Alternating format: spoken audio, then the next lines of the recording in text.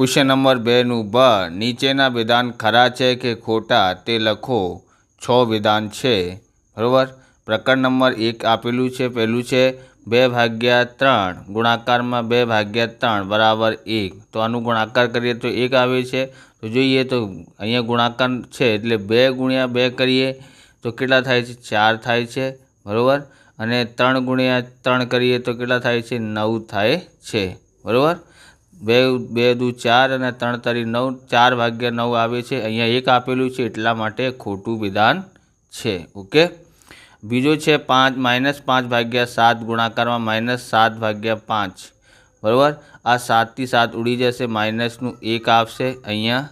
પછી આ 5 થી 5 ઉડી જશે, બરાબર. આ માઇનસનું આપેલું છે એટલે 5 × 5. હવે -1નું ગુણાકાર -1 થી કરીએ તો પ્લસનું 1 આવે છે એટલા માટે આ સાચું છે. ઓકે. પછી જોઈએ ત્રીજો -3/4 +3/4. જુદા જુદા નિશાન છે બંનેના એટલા માટે આ બાદ કરવું પડશે. 3/4માંથી 3/4 બાદ કરીએ તો 0 આવે છે એટલે સાચું વિધાન છે.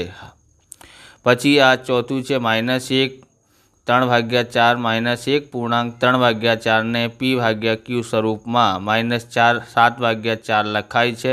આ વિધાન શું છે? તો જોઈએ 4 તરી 12, 4 × 4 થાય છે. 4 × 4 અને 3 ઉમેરીએ તો 4 અને 3 7 થાય છે. અહીંયા માઇનસ આપેલું છે માઇનસ અને 7/4 આવ્યા છે. 4 × 4 એટલે 4 થયા અને 3 ઉમેરીએ 7, 7/4 આવે છે, સાચું છે. પાંચમું છે -3/4 + 2/5 બરાબર -2/5 + 3/4 આપેલું છે. અહીંયા જોઈએ આ ક્રમ છે, આગળ પાછળ કર્યા છે તો ક્રમનો નિયમ છે, પણ ધ્યાન રાખવાનું આ માઇનસની સંખ્યા છે અહીંયા પ્લસ કરી નાખી છે અને પ્લસની સંખ્યા જે છે એ માઇનસ કરી નાખી છે એટલા માટે ખોટું છે. બોલો, નિશાન સરખા આપ્યું હોય ને, 3 આને માઇનસ આપ્યું હોય અને પ્લસ આપ્યું હોય તો સાચું થતું હોય. છઠ્ઠું છે -3/8 ગુણાકારમાં ગુણાકાર -8/3. આવી રીતે થઈ શકે બીજાને જેમ 3 થી 3 ઉડી જશે, માઇનસનું 1 આવશે. ઓકે. 8 થી 8 ઉડી જશે, માઇનસનું 1 આવે છે. -1 × -1 કરીએ તો પ્લસનું 1 આવે છે, સાચું વિધાન છે. તો હવે આ જોઈએ આ સાતમું 3 પૂર્ણાંક 2/7માં પૂર્ણાંક 3 છે. હા, પૂર્ણાંક આ સંખ્યાને પૂર્ણાંક કહેવામાં આગળ લખી હોય તે, બરાબર. તો 3 પૂર્ણાંક છે, સાચી વાત છે, વિધાન સાચું છે. આઠમું છે 1 પૂર્ણાંક 3/4 ગુણ્યા -2 પૂર્ણાંક 3/7 ગુણાકારમાં 0. તો આપણે સૌથી પહેલાં શું કરો, આને ગુણાકાર કરીએ તો લાંબુ થઈ જાય એટલે ડાયરેક્ટ આપણે આ ધ્યાન રાખવું. 0નું ગુણાકાર 0થી કરીએ, આની સંખ્યાથી કરીએ તો આ 0 થઈ જાય. પછી આ 0નો ગુણાકાર પછી આને કરીએ તો 0 થાય છે. કોઈ પણ સંખ્યાનો ગુણાકાર 0થી કરીએ તો 0 આવે છે. આ વિધાન સાચું છે. ઓકે. તમને આવા પ્રકારના વિડીયો જોઈએ તો ડિસ્ક્રિપ્શનમાં તમને ગણિતની એસાઇનમેન્ટનું સોલ્યુશન અને હિન્દીનું એસાઇનમેન્ટનું સોલ્યુશન તમે ડિસ્ક્રિપ્શનમાંથી જોઈ શકો છો. ચેનલ પર નવા છો તો ચેનલને સબસ્ક્રાઈબ કરી લેવાનું, કેમ કે આવા રીતના વિડીયો તમને મળતા રહેશે. પ્રકરણ નંબર 3માં જોઈએ આપણે. પ્રકરણ નંબર 3 આપેલું છે. ઓકે. તો એમાં છે પ્રકરણ નંબર 3 પહેલું છે લંબચોરસ એ નિયમિત બહુકોણ છે. ખોટું વિધાન છે, નિયમિત બહુકોણ નથી. બીજું છે લંબચોરસ બંને વિકર્ણોનો માપ સરખા હોય છે. એ વાત સાચું છે એટલે ખરું વિધાન છે. ત્રીજું છે સમબાજુ ચતુષ્કોણના બંને વિકર્ણોના માપ સરખા હોય છે. એ ખોટું છે, સરખા નથી હોતા, જુદા જુદા માપ હોય છે. લંબચોરસનું થઈ શકે છે, બરાબર, અને ચોરસનું પણ થઈ શકે છે. ચોથું છે લંબચોરસના દરેક બહિષ્કોણનું માપ 90 અંશનું હોય છે. તો આ સાચું છે, બરાબર. ત્રીજું છે ત્રિકોણના બધા ખૂણાનો માપનો સરવાળો 360 થાય છે, હોય છે? ના, 180 હોય છે. 360ની જગ્યાએ 180 હોય છે, એટલા માટે ખોટું છે.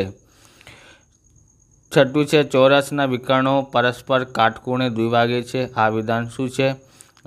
ખરું છે. આ ચોરસમાં અને સમબાજુ ચતુષ્કોણમાં કાટખૂણે દ્વિભાગે છે. ઓકે, ખરું વિધાન છે. સાતમું છે ચતુષ્કોણમાં વધુમાં વધુ 3 ગુણકોણ હોઈ શકે છે. આ વિધાન સાચું છે, ખરું છે.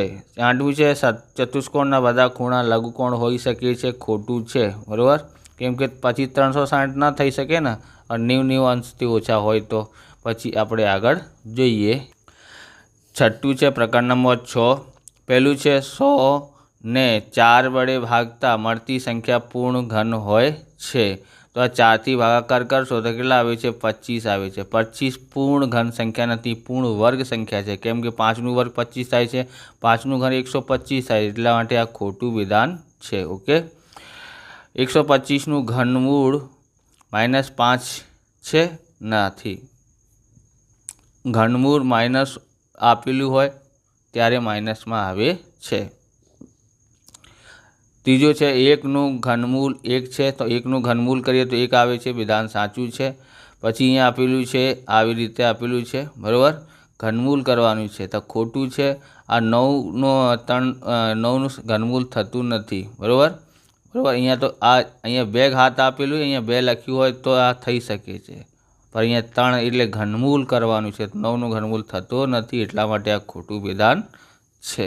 ઓકે, એના પછી આગળ જોઈએ, અહીંયા આપેલું છે 5મું, 16 એ પૂર્ણ ઘન સંખ્યા છે? પૂર્ણ ઘન સંખ્યા છે નહીં, પૂર્ણ વર્ગ સંખ્યા છે આ, કેમ કે 4નો વર્ગ કરીએ તો 16 આવે છે, બરાબર, આ પૂર્ણ ઘન સંખ્યા નથી, ખોટું વિધાન છે।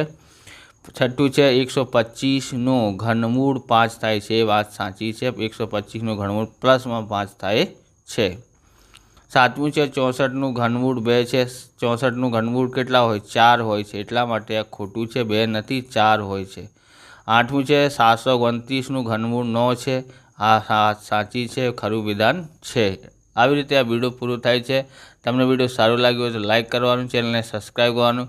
મળીએ બીજા વિડીયોમાં। જય હિન્દ, જય ભારત, વંદે માતરમ।